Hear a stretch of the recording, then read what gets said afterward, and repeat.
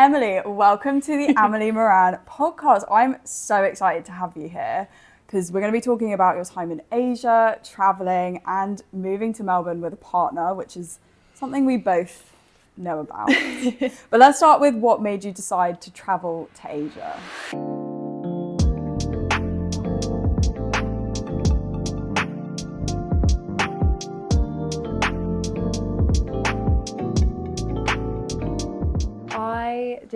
I'm 23. I did a gap year when I was 18 and I got a bit unlucky with it. My gap year was 2020. Oh shoot. Yeah, so we all know how well that went. So did you actually end up leaving the UK and have to come home, or? So I got really lucky. A lot of my friends who were going on a gap year left in January and then got caught up in all the COVID stuff and had to get like emergency flights home and stuff.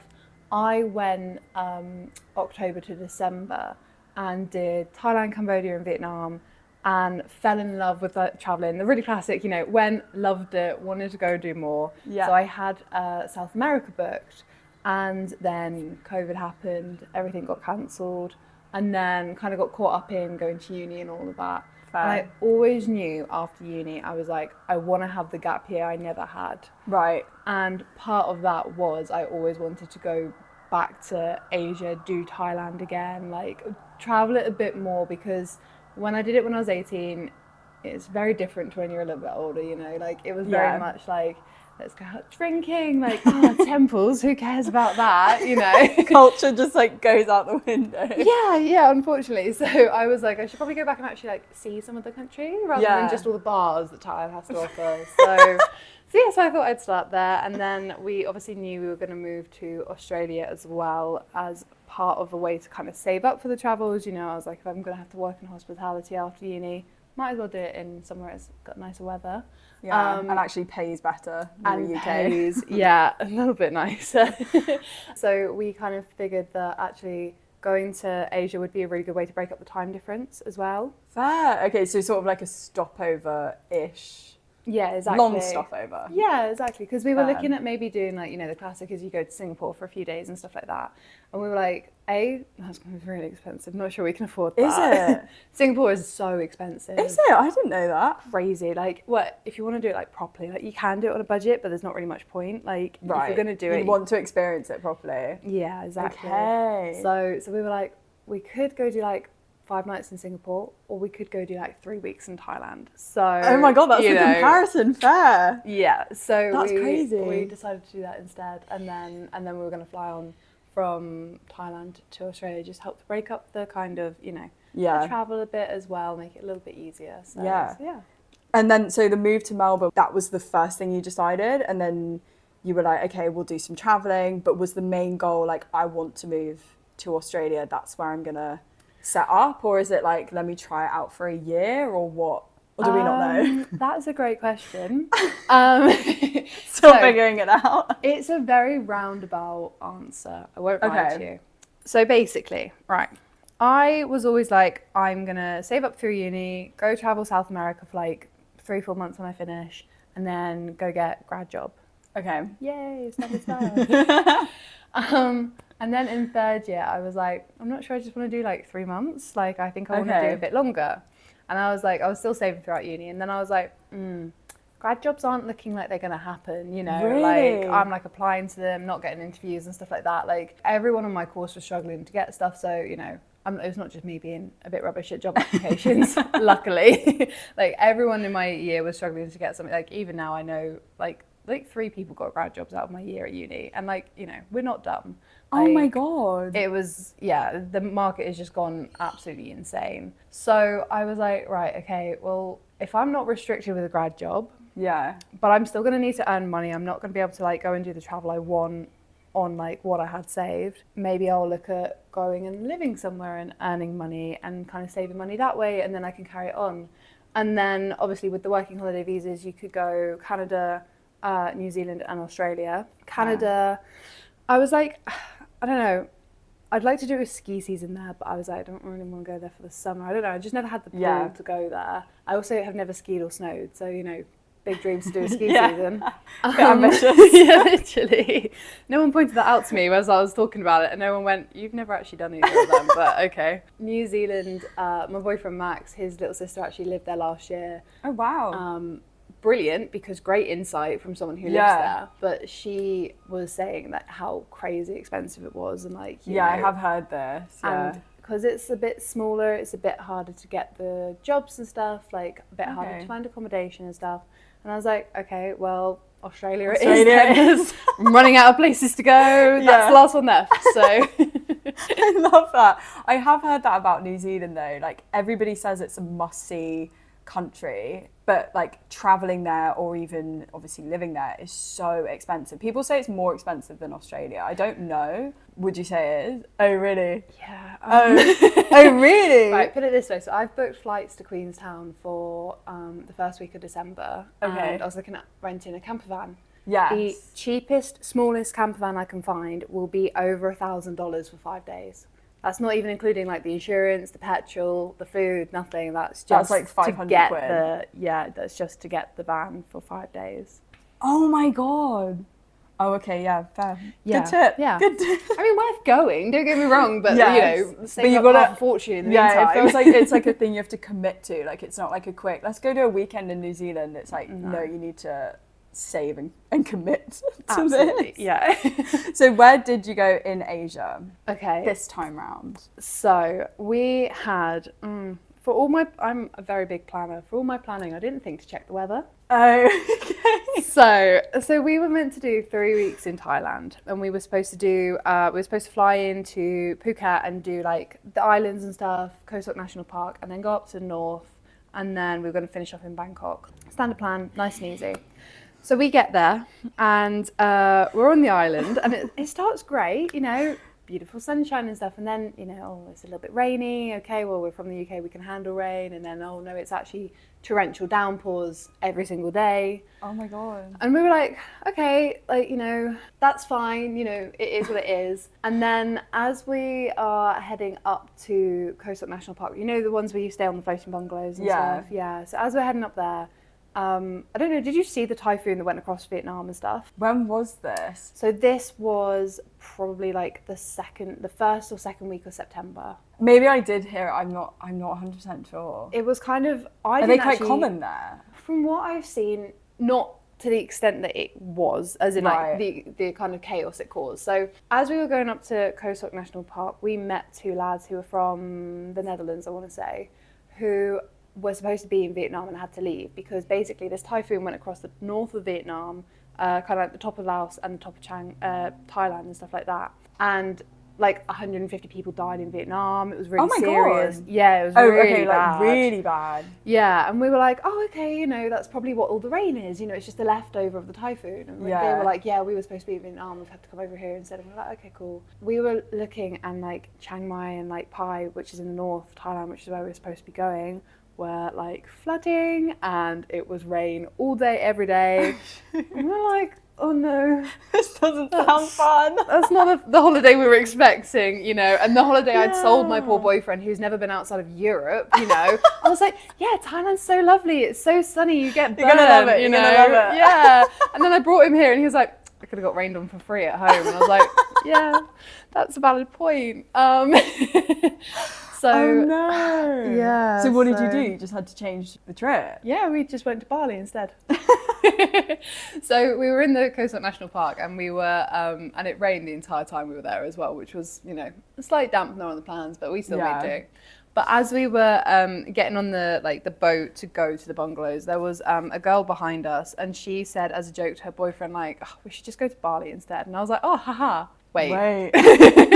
I was on the ferry, like, getting covered in rain, like, trying to check the flights and whether it would be an option, like, on my phone. And Max was like, what are you doing? Because I'm known for, like, being on a holiday and booking another holiday type thing. Like, are you? I'm awful for it. Like, holiday never ends. To the point that, like, so we were here for, like, we'd landed in Melbourne for, like, 3 weeks before I was booking a holiday and planning a holiday. Oh my God, I love this. Oh my God, I love this. I'm awful for it. But he was like, what are you doing? And I was like, well. And basically we then got to the bungalow and we were like, yeah, okay, let's make a plan. We were like, we'll just have it as a bit of a backup plan. If the weather doesn't improve, spoiler alert, the weather did not improve. Oh, no. So we ended up doing, we did like probably about 8 days in Thailand, went to Bali for 8 days, and then came back and had like 4 or 5 days in Bangkok, and then flew to Melbourne. So, bit of a switch around to what we were going to do, but it was great. And like Bali was incredible, and it was the sunshine that we wanted and stuff like that. Nice. And we just chilled. I mean, we both got like Bali belly and upset stomachs, but Did you? Yeah, but that's fine, isn't it? It's just part of traveling.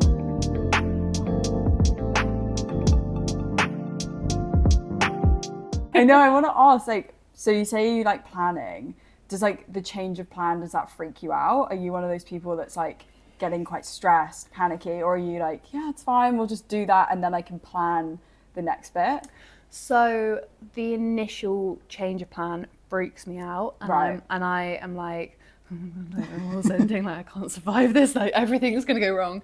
And then as soon as like we have then a direction that I can then start planning again, I love it. All of a sudden I'm so much happier, and I just start planning it again. So it's kind of a joke that I'll make like a PowerPoint presentation, but I did actually make a PowerPoint presentation once. I love that. For my holiday. My old housemate, bless her, we went to the Dolomites, and I was like, I kind of said it as a joke, and because we were going to look at walks and stuff, I was like, actually I really want to do that, and I did make her a PowerPoint presentation, and she looked at me like I was mad, but I love that. I just like to plan. I like to know what I'm doing. No, I think that's fair. I just feel like because when we were traveling, I feel like you meet two different types of people. Like the people that they say they're going away for 4 months, and they have every single hostel booked, every accommodation, they know every excursion. And then you have the other people that are like, I don't even know where I am tomorrow. I'm just seeing what's happening, listening to what people say, taking advice from other people. And I find it really interesting, like, meeting the two, because I don't know what I would say I am. I feel like at the beginning of our travels, I was definitely a planner, like, basically planned the whole of Central America. And then it got to Colombia, and I think we both were a bit like, Central America is pretty obvious where to go. It's like a straight line. So suddenly it gets to South America, and you're like, do I go left? Do I go right? Like, what country is good? Like, what do I do? So I feel like then is kind of when we became the more chilled out, oh, we'll just book whatever, it's fine. Also, we did have a lot of time, so it was like, that kind of helped. Is Asia as affordable as people say? Did you have a budget, and did you stick to it? So we did have a budget. Obviously went a bit you never stick to the budget. Yeah. And it didn't, the kind of, booking flights with 3 days notice never helps either. True. So, because we were actually supposed to go to Cambodia as well, which we then ended up sacking off because we just didn't fancy it in the end. We were like, my boyfriend and I are very nervous flyers, and when we flew, we meant to fly back from Bali and then fly to Cambodia, and the flight back from Bali was horrific. Like it was like a 4-hour flight, but there was just a lot of turbulence, and like the landing, so we were on the like Ryanair equivalent, the Bali Ryanair equivalent, and the landing, oh my god, like we were both holding hands convinced we were going to die. Oh no. Like it was, we were flying, normally you kind of go like that and then you land. Yeah. Nice and easy. It was like that, and then bumping up and down. It was horrific. If you're a nervous flyer as well, that's horrible. We got off the plane and were both nearly in tears. Like we were so terrified. And I am dramatic, don't get me wrong, but it was horrific. So, but I think certainly Thailand is a little bit more expensive now than it was. Okay. But it's still very cheap. It's still pretty cheap. We were eating out every meal of the day and probably paying like £20 in total. Fair, for all 3 meals. You know, like it is very easy to do it cheap. So some of the hostels we were looking at booking, there were dorms for like £5 a night and stuff like that. Oh, okay. Yeah, so you can, and Thailand's meant to be like one of the like more expensive like kind of countries and stuff like that. So Bali was definitely more expensive, but we were in Canggu, which is more of like the touristy kind of party area, and a little bit more kind of like Instagrammy and stuff like that, with all the cute cafes and stuff. That was a little bit more expensive, but when I say a little bit more expensive, I mean I was paying like £6 for my lunch instead of £3. Yeah, like it's all it feels expensive at the moment because you've just been somewhere where it's so cheap. Yeah, I get what you mean. Okay, I want to hear some of your favorite stories from Asia. Any adventures or funny moments that stood out? Well, I mean, apart from being rained on constantly, that was very much of a kind of like, you gotta laugh or you cry. So with Khao Sok National Park, we were in Phuket, and we could either get the bus there and then go straight onto the floating bungalows and stuff, or we could get the bus up and stay in the national park for a night and then go onto the floating bungalows. Right. And we looked at doing it so that you just got the bus straight up, and we're like, it's going to make it a really long travel day. Like, we're probably going to both get a bit grumpy and tired and then argue, and actually, for the sake of 20 quid to stay a night, should we just do that instead? So we booked, I actually don't even know how I would describe it. It was sold as like a tree house. It was like a bungalow on stilts, but like very high off the ground stilts. And it was in the middle of the forest, right next to this river. Where are you staying? I'm like, what? We rocked up to it and I was like, oh, are we going to get kidnapped? Oh my God, this is in the middle of nowhere.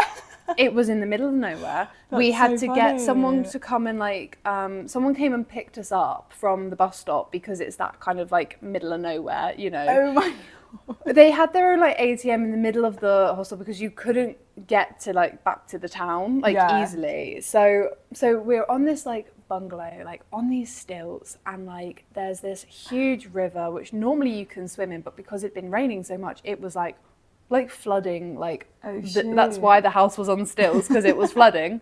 We were like, right, okay, this is great, you know. I'm thinking like we've booked the most horrific place ever. I was like, I'm really sorry.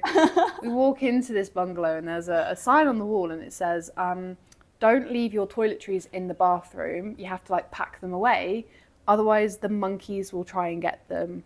Oh my God. What do you mean the monkeys are going to try and steal my toiletries? Like, why do they need my moisturiser? Literally. And I was like, oh no, they must be joking, they must be joking. So we go in and they basically, the top part of the bungalow is like open. Okay. So you've got like wooden like railings almost. So nothing could come in. I mean, like geckos and stuff could come in, but no monkeys could come in. And the bathroom is outside. But again, like you've just got like chicken wire over the top of the bathroom type thing. Oh. So you can see everything. So I'm out having a shower and like I start hearing these monkeys like kind of calling and stuff like that. And I'm like, oh, that's pretty cool, you know. And it's like dark, you know, the only light on is in the bedroom. And I was like, okay, cool, this is pretty cool. And then I start seeing the trees move right next to where the bathroom is. And I was like, it's a bird. It's a bird. It's not monkeys. Rationalise. As I'm there with all my toiletries, like, oh my God, I'm going to get robbed by a monkey. And I was like, no, it's fine. It's a bird. It's a bird. It's a bird. It's nothing big. And then the monkey, like, comes and clings onto the chicken wire. And I went, no, absolutely not. No, ran into the bedroom screaming. I was like, you've got to see this. Because Max is like, great. Like, monkeys on the roof. Amazing. No. And they are all over the roof. There's a little balcony bit they were jumping on. They were swinging on the trees and stuff. I'm there in my towel, like, terrified. Like, we're going to get eaten alive. Yeah, literally. I'm convinced they're going to break in, like, eat me, like, horrific stuff. And he's there, like, whoa, this is so cool, like filming it to send to his granddad and stuff, and I'm like, oh my God, this is great. Like it was incredible once I'd got over the initial like fear of it. Yeah. But oh my God, I was convinced I was gonna get like attacked or like, you know, they'd reach in and grab my toothpaste or something. That's you know. so random as well. I wonder why they... Food, obviously, fair enough. Yeah. Water, I can understand. But like, you know, toiletries, like your toothbrush, like shampoo, conditioner. It's just weird. You cannot tell me a monkey's there like doing like a 10-step skin routine, you know? Like, need it for TikTok. Yeah, exactly. So that's probably my favourite memory of our oh my God adventures, I'd say. Yeah. Oh, that's so good. Do you think traveling has changed your perspective on life and how you see material things? Do you feel the same way about them? That's a really good question, actually. I would say yes, in that I love living out of the backpack in terms of having like a smaller condensed amount of stuff. Like I like, you know, having like one pair of jeans, you know, maybe a couple of swimsuits, and like, you know, having less choice and having to be a bit more creative, like, oh, what am I going to wear today? So I feel like I'm not wearing the same clothes that I've worn for the last like 3 months, you know? And I definitely, my friends will tell you, like, so much rather spend money on going somewhere and seeing something and seeing somewhere new now, and like really prioritize like experiences over things, you know. Like my housemate and I booked like £40 flights to Barcelona for like 3 nights. No, not even that, like 2 nights, like just really quick, you know. That's like, cool. Like went on, found the cheapest flights on Skyscanner, and like we just went, and I had an absolute whale of a time. And I was like, I'd so much rather do that than like go on a night out and stuff like that. You know, there's a time and a place for that, absolutely, but I would so much rather do an experience, see something, go somewhere now than, you know, buy a phone and stuff like that, you know. Yeah. So yeah, I think it has massively changed how you see things, and you're so aware of how lucky you are as well. Yes. To live in a world where it's like, oh my god, I haven't got the latest I have phone never and stuff. appreciated like home life since going traveling, like the way I do now. It's so insane to me. Even just things like having access to a hot shower, that is insane to me, which sounds really silly because like now we're in Melbourne, so I'm like, you know, it's different now, but like when you're in the middle of fucking Colombia and you don't have access to hot water, suddenly you're like, God, I really took this for granted at home. And even like you're saying with the outfits, like I have so many clothes at home and I'm just like, oh my God, I managed to live 5 months with 3 t-shirts or whatever it was. Like I definitely could cut down on certain things, and I don't need this. Also things like makeup, skin routine, I can really condense that down if needed. Massively, yeah. I agree with you so much.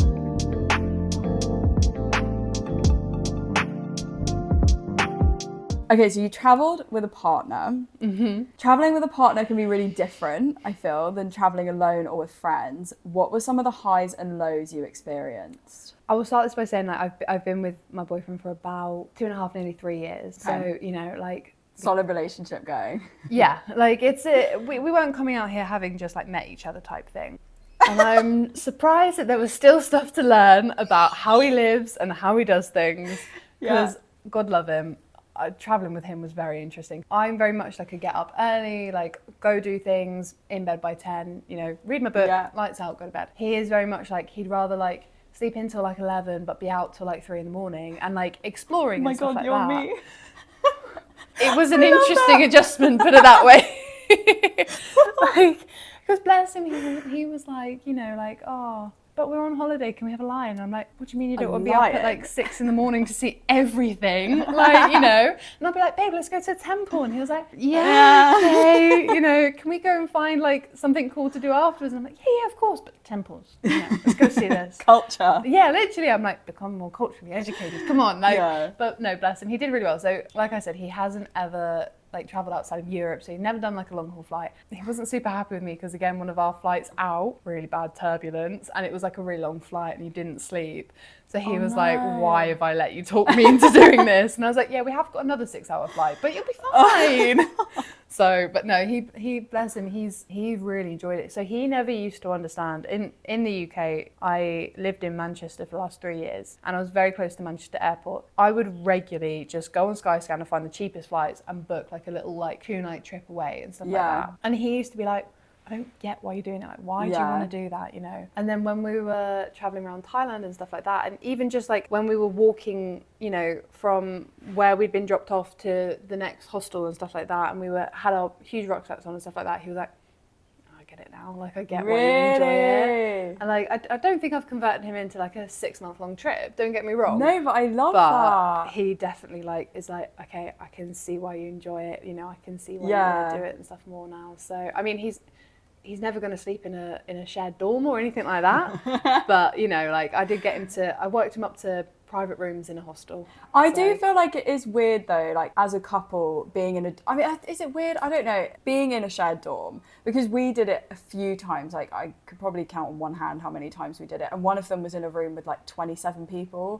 which I'm like, it was 3-story bunk beds, like it was just fucking weird. But it is interesting because we sort of were like, is this weird that we're sleeping in a dorm? Like, are people going to think we're odd? And it's like, well, no, it's just cheaper. Like, we don't want to spend. You're saving money. Yeah, we're saving money. But also we found that, I don't know what it's like in Asia, but we found hostel private rooms were so much more expensive than obviously a shared dorm. But also some Airbnbs were so much cheaper than a private hostel room, which was just insane to me, because I thought hostels, like in my head before going, was all about cheap and like save money, and oh, if you want a private room, that's fine, you can pay the same. So I don't know, I found it really interesting, the whole hostel, like shared rooms, private rooms dynamic. When you're in a shared room, like you have more opportunity to socialize maybe. So it's like, if our social batteries are up, yep, let's go for it. I don't mind sharing, like we'll meet some people. But sometimes you want that time away and you're like, no, I just kind of need to be in my private room. I'm not, like, my social battery is 0. I don't want to speak to anyone. Let's just chill in our space kind of thing. It sounds so interesting, like not leaving Europe and then moving to Australia especially. Yeah, poor thing.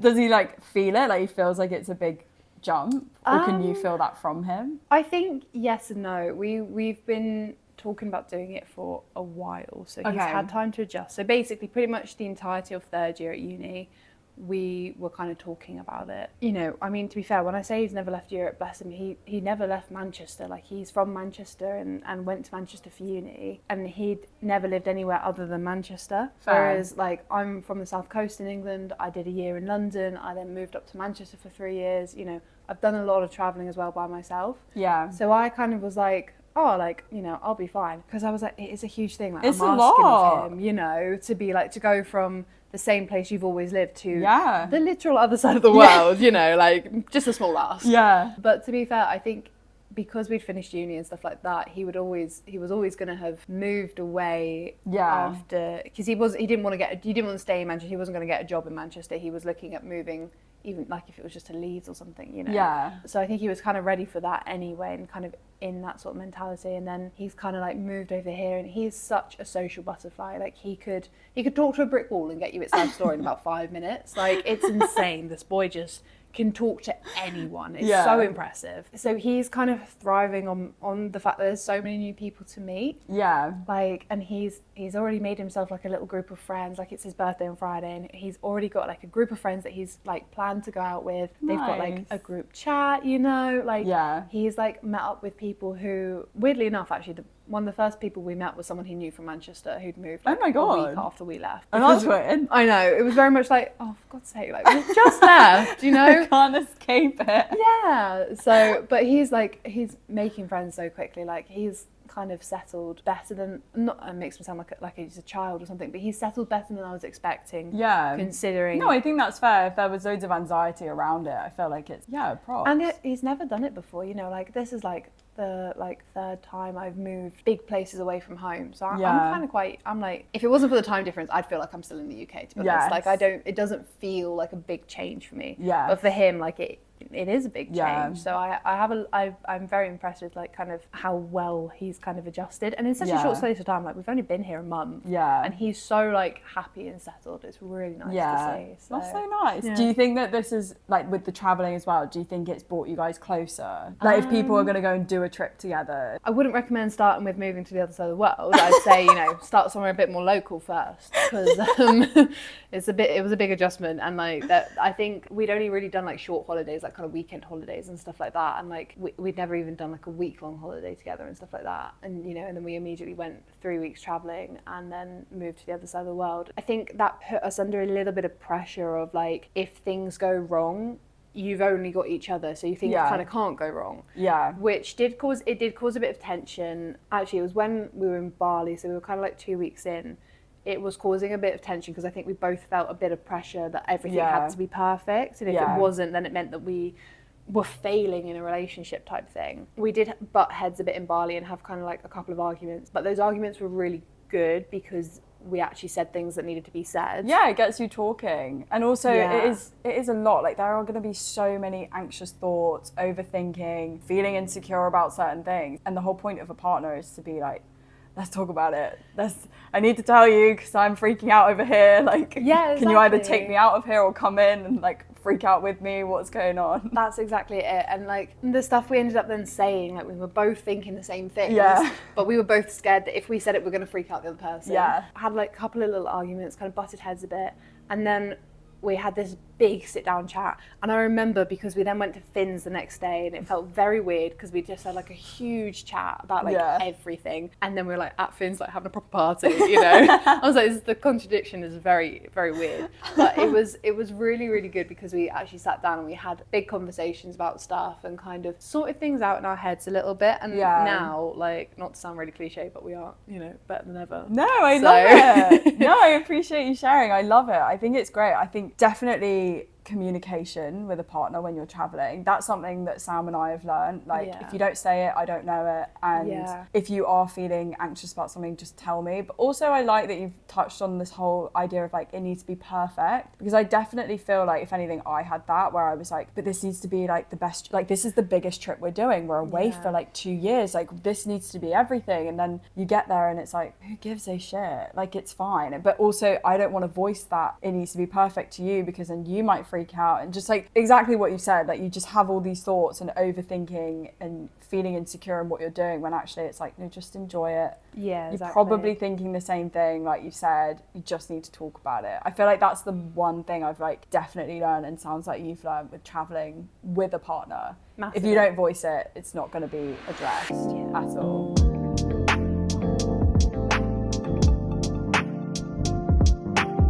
What advice would you give to other couples planning to travel together? Is there anything that makes it harder or easier? Practically, I would say make sure you've got some of each other's clothes in your did you bag. do this? So we did this in case, you know, bags got lost or anything like that. So I had some of my clothes in his bag and vice versa, so that if anything were to happen, we weren't stranded with like, you know, nothing, someone having no clothes, you know. So because I was like, that's going to create resentment, like if all my stuff is gone and you're there like in all your clothes, I'll get really annoyed at you, because that's the kind of person I am. But so practically I'd say that. I think, to be honest, I would say don't put too much pressure on it. Like there will be times where you butt heads and argue. There will be times where the restaurant one of you has chosen is actually really rubbish, and then you're there going like, oh my god, like I feel like a dick now because I've chosen a really rubbish restaurant. Or you'll go somewhere and it won't be what you're expecting, and you'll get annoyed about it, or something will happen. Just remember, like you do still love each other. Like you are there with each other. Like it's not the end of the world if something goes wrong, because I really struggled with that. I felt very much like, because I'd been to Thailand and stuff and he hadn't, I felt very much like it needed to be perfect for him, and like if a restaurant we booked was a bit rubbish or something like that, I would then feel really guilty and then try and overcompensate, and then he'd be like, it's fine, it's chill, and I'd be like, no, you're too chill about it, like stress with me, you know. And then we'd end up going in circles, and it was like, actually when I was like, no, actually I'll just take a bit of, you know, advice from his book and just chill out a little bit. Suddenly everything was a lot better and it felt a lot less stressful, I'd say. So Oh, I like that. Okay, now you're in Melbourne. What was that transition like? How did it feel going from Asia to a city like Melbourne? Expensive at first. Oh, that was a bit of a shock, I won't lie. Going from like Bali, Thailand prices to coming here, and obviously I wouldn't say it's necessarily more expensive than the UK, but I'd say it's certainly it's on par. Yeah. So, you know, when you're going from like spending like the equivalent of like £3 on your dinner to then spending like 20, 30, 40, 50, and you're like, oh, okay, suddenly my savings are going down a lot quicker. I think certainly, I don't know, the first kind of like 2 weeks was a bit difficult because we didn't have a routine yet, and we were trying to do everything at once. So we were trying to get TFN numbers, banks, you know, trying to find somewhere to live, because we were in an Airbnb for the first month, but we were conscious of the fact that, like, certainly in the UK it takes a long time to rent a flat. I didn't realise quite how quickly it moves here, but we were like, you know, we've got to anticipate that. We need to be getting jobs because we are going to need to start having an income very soon, you know. So it was a bit stressful and kind of wasn't, I'm not sure about Max, but I certainly didn't necessarily enjoy the first few weeks, just because we were constantly trying to sort something out, and then it kind of felt that if I took 5 minutes to not do anything, like I was doing something wrong. But I think then once we got a little bit more settled and we found jobs and started getting a bit of an income coming in, and then we actually are in a flat now in Balaclava that we've got for 6 months till April. Nice. As soon as we'd got that, I was like, relax, this is great, you know. Oh, we're in Australia. And I suddenly started to enjoy it a hell of a lot more, because it felt like, you know, you weren't spending money hand over fist, and you know, I wasn't burning through my savings. It was like, okay, yes, you know, I'm going to spend this money on a nice meal out, but actually I've got some money coming in on Wednesday when I get paid. So Yeah. It felt like, again, the pressure was off a little bit. Yeah. So it kind of meant that we could enjoy it a bit more. But like, it's a great city. Like, I can Yeah. so see why everyone moves here. And how are you with maintaining relationships back home, like family, friendships? Are you someone that is good at texting, calling? Do you voice note? Do you not care? Are you into any of it? I'm making a real conscious effort to make sure I keep up my relationships at home. Certainly, like with my parents and stuff, I call them kind of every couple of days or so. The time zone actually works out quite well because I tend to be able to call them in the morning, which is their evening, which works quite well with their jobs and stuff. Weirdly enough, I find it a bit trickier with friends because they're more likely to be working jobs where they're going to be working when I'm asleep and vice versa. But I certainly, like, you know, I phoned my best mate last night and stuff like that. So I'm certainly able to keep up with them a lot over text. There's a lot of texting. I'm struggling to kind of find the time to phone them, and like FaceTime, I find that harder, but certainly texting, I'm making a real effort to be like, you know, even if I'm replying once a day because of time zones, at least I'm replying. Do you know what I mean? And yeah. kind of reaching out and trying to make a real effort, because at the end of the day, like, Australia is lovely, but I've still got lovely friends at home that I want to keep in contact with. So, yeah, 100%. How has it been adjusting to life here as a couple? Obviously, you've like touched on it quite a bit, but in terms of like making friends, do you find it harder because you're in a couple, or are you guys quite independent in like socially, or how is that sort of working? That's really interesting because my friend has just moved to one of my mates has just moved to New Zealand, and she's by herself and travelling around, so she's staying in a lot of hostels and stuff, and she's making quite a few friends. Yeah. But certainly Max hasn't so much, but he could talk to a brick wall and become his best mate. Like, but I certainly have struggled to kind of meet people a little bit and make friends a bit. But I think part of that is he joined like a rugby team and stuff like that, so he met some friends through that. Like, he had a very social workplace, so he was working in a bar in St Kilda, so he met people through that and then went on nights out and then met people through the nights out and stuff like that. Right. Whereas it's the only thing I probably should do is like join like a sports team or something like that. And my workplace, the cafes that I work at, is quite small. Right. So it tends to just be like me and the boss. When we were in Bali, when we were at Finn's, we met this lovely Geordie couple. So I'm a real introvert, Max is a real extrovert. They're like the reverse of us. Really works out because I get along with her really well. Yeah. And then I'm like, she's out making friends loads, and I'm like, can I just like slide in? Yeah, literally. So she met up with a group of girls last week, and I couldn't go because I was working, but she was like, we'll do something again and I'll get you to meet them all and you'll make friends with all of them. I love that. That's so nice. Thanks. Just you can make my friends for me and then I just slot in. I'll just be there. Perfect. That's fine by me. So I love that. Yeah, because I definitely feel like it's more difficult as a couple from people I've spoken to as well, because also at the beginning, like you said, you are spending your whole time like almost in fight or flight. Like, I need to get a job, I need to get, like you said, TFN, bank, phone number, blah blah blah. And I feel like as a couple you have each other to lean on in those times, so you're sort of like not outsourcing to other people, because I don't know, for us it was very like, but I have Sam, like he has me, and you know, if we're struggling we've got each other, so it's fine. Yeah, exactly. And I think definitely in those first few months or first few weeks you feel like I don't really need to go and see anyone right now, like, because also no one knows me, so can I lean on them? Like, is that weird if I'm freaking out to these people? So yeah, I find it really interesting because as a solo traveler especially, you would have to put yourself out there more, and like imagine living here on my own and it's like it would be silent the whole time otherwise. Like, I want to go out and meet more people, and the only way to do that is to put yourself out there, which can be really uncomfortable for a lot of people. It's like not and scary. Yeah, terrifying. Absolutely terrifying. Are there any aspects of Asian culture or lifestyle that you've tried to keep alive whilst being here? Oh, the food. I love the food. I thought you might say food. I absolutely love the food. So I have a few stomach issues, which means I can't eat certain things. And the only time I like never have stomach issues, I mean, okay, apart from when I got Bali belly in Bali, but that's separate.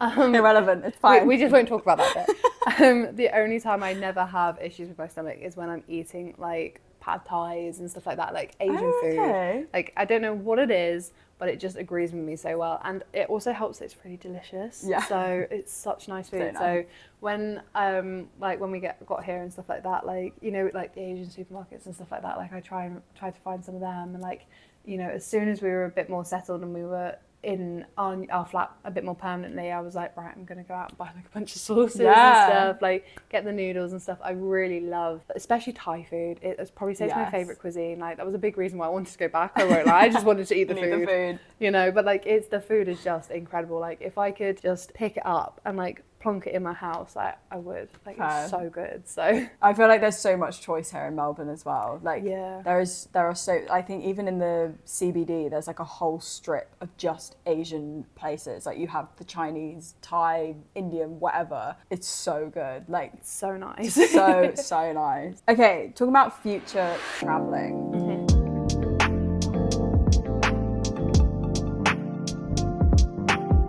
I mean, I've written this question, but I feel like the answer is yes. Do you see yourself travelling more in the future? Any continents or countries calling to you? Massively, yeah. I don't know what gave that hint away. Yeah, well, I mean, put it this way, like we were here for like 2 weeks before I was making Max book a trip to Mornington, and like I've booked flights to New Zealand. So I really want to do New Zealand properly and go for like, you know, like a couple of weeks and get a van and do all of it. South America is big on my list. Any specific countries? Or? I know, I want to go everywhere. I'm insufferable. People are like, oh, where do you want to go? And I'm like, where do I not want to go? That's probably a quicker answer, you know, like, so I really want to do South America. I really want to do like South Africa and Kenya and like Botswana and do like the safaris and stuff. I really want to do Madagascar, but it's so difficult to get to. Like you have to like fly in. Yeah, I was looking at doing it from the UK. It was going to be like 40 hours or something ridiculous, because you have to like fly down to South Africa and then you have to like get a flight and then you have to get like a ferry or something. Like it was very complicated. I feel naive. I thought you would have just flown to South Africa, is that? You would think. Yeah. Apparently not. Apparently not. How hard can we make it to get there? Let's make it as challenging as possible. But you know, there's so many places I want to see. Like that's a big part of like why we kind of came here, is like it's easy to get flights to New Zealand, you know, like I want to do all the places around like Melbourne and stuff, and then, you know, I would really like to do more of Indonesia, the Philippines. I'd like to do South Korea, I'd like to do Japan.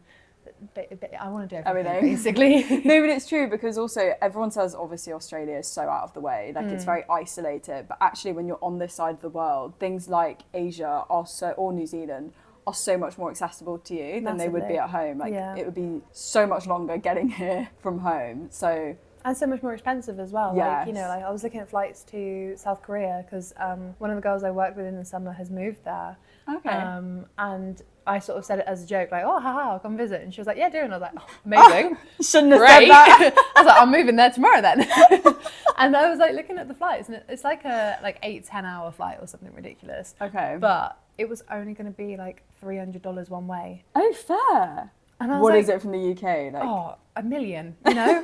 When she was looking at a one-way flight in September, and it was looking at about £800 for a one-way flight, you know, not even for the return as well. So perks of being in Melbourne. Yeah. Have you got any advice to listeners who dream of traveling or even making a big move with a partner?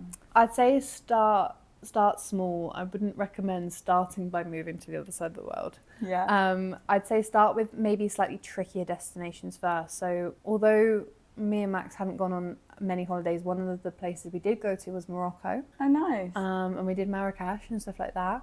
We have a bit of a habit of going, if we're going to go anywhere, we'll go when there's some sort of holiday on, so just to make life a little bit more difficult, without realising though. So we went to Morocco during, I didn't realise this, but there's 2 Eids. So oh, okay. I didn't know that. No, so you have Ramadan and you have Eid, and then there's actually another Eid. Okay. Which happens a bit later on. We went during the second Eid, and we were there for a weekend. We were there like Friday to Monday. And so on the Sunday and the Monday, everything was shut. So just to add a little bit of, you know, difficulty level to your holiday. That was a slightly trickier holiday because obviously, as a woman, you do get a little bit more attention there. It's a little bit more tiring in terms of like you're kind of having to fend off people a little bit. Right. Even with like someone with you. That was then, again, it wasn't causing arguments, but it was then making us have difficult conversations, because like Max would react to it in one way and I'd be like, please don't do that, I don't like it when you do that, and he'd be like, okay, fine. And then other times I'd be like, okay, maybe I shouldn't have reacted like that, and because he'd be like, you needed to have done something then, and I was like, yeah, okay, totally fair, I can see why you'd think that. But it meant that we were having those slightly more difficult situations and conversations, because we were in those slightly difficult situations of, you know, okay, right, everything's shut today, where are we going to get food, how are we going to eat, because, you know, the hostel only has breakfast, you know, and we're having to be a bit more creative. And like, it's even like little things, like at one point I was like, oh my god, I think I'm going to come on my period whilst I'm here, but I hadn't clocked it and hadn't brought anything with me. And then trying to find anything like any kind of period items in Morocco when everything's shut because it's like a religious holiday. Oh my god, the bane of my life. Like, it was so difficult. And poor Max, like, I was sat there like stressing, like freaking out, and he was like, yeah, okay, let me try and source it. And I was like, but everything's shut. And he's having to deal with me. And like, again, like it's those slightly more difficult situations, but knowing, okay, worst case scenario, we go home Monday, you know? So like, we're only in this for the next 2-3 days. You know? Yeah, that was definitely, I think, a good lead up to what we then did with the traveling around Asia, because we'd been in a slightly more difficult situation where we'd only had each other to lean on. You know, because at home, worst case scenario, you can phone your mum or you can phone your dad or you've got your friends, but here it was like, okay, we are going to only have each other, let's try and work it out together and stuff. And like, you know, we ended up having a whale of a time. It was great country, really gorgeous, highly recommend. But it was certainly interesting to go and explore it with him and, you know, see it through his perspective as well and stuff like that. So and it's so interesting to me because I feel like they're things you don't think about when you're at home. Like, I'd never anticipated any of these small little things where I'm like, if I didn't have Sam in that situation, I don't know what I would have done, or like when I had him in that situation, how he would have felt. And I find it so interesting, the dynamic of going away as a couple and how you really do lean on each other, even if you're independent individuals. Yeah, but it's even like little things. Like, I don't know if you and Sam lived together before you left, but me and Max hadn't. No. And we kind of had at uni, but not like officially. Not like, and it's that kind of like, you know, it's like little things like, oh my god, like, are you folding your clothes or are you hanging them up? You know, like, how much wardrobe space do you need? Like, you know, like, take over the whole bathroom, why don't you? Yeah, like, I need snacks. What do you mean you've eaten all my snacks? You know, it's those little things that you if you like, especially like if you'd lived together beforehand, you would know that. So the transition might be easier. But again, that was like a big change as well. It was, oh my god, you're here all the time. Like, I'm getting no space from you, you know? I feel like you just make sure you get on with your partner. It's like the main thing. Like, I'd say so. Be friends with your partner, if anything, because you need to get on. You will find out very quickly if you don't like each other. Like, very quickly. And that's then a really awkward, like, rest of your trip if you don't. So... Well, thank you so much for coming on the podcast. I've absolutely loved this chat. I feel like people are going to resonate with it so much and take some really good advice from it. If anyone wants to come and find you on your socials, where can they find you? So I have 2 Instagram accounts. So we have Max and M's Travels, and then _Amelie_Carter. It's very standard. And then on TikTok, it's also Max and M's Travels, but it's very much just my like fun little page. So. No, I love. Go and check that out, everyone. I will see you next time. Thank you so much for coming on. Thank you for having me. It's been great.